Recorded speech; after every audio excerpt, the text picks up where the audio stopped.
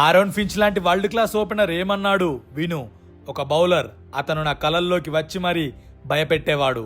అందుకే నేను రిటైర్మెంట్ తీసుకున్నాను. Bhuvneshwar Kumar, the swing king, most maiden overs in T20 internationals, most dot balls in IPL, ప్రతి ఫార్మాట్లో player of the series, ఇంకా 5 ఫర్స్ ఉన్న first Indian pacer, a true legend అని చెప్పాలి. 229 international matches, 294 international wickets, 231 first class wickets, 310 T20 wickets, 7 international fifers, 5 T20 ఫైఫర్స్.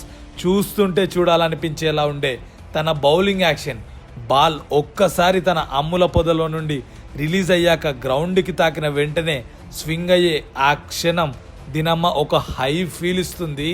వేరే level అనుకో. 2013 champions trophy winner, 2016 IPL winner, 2016 ఇంకా 17లో IPL పర్పుల్ క్యాప్ విన్నర్.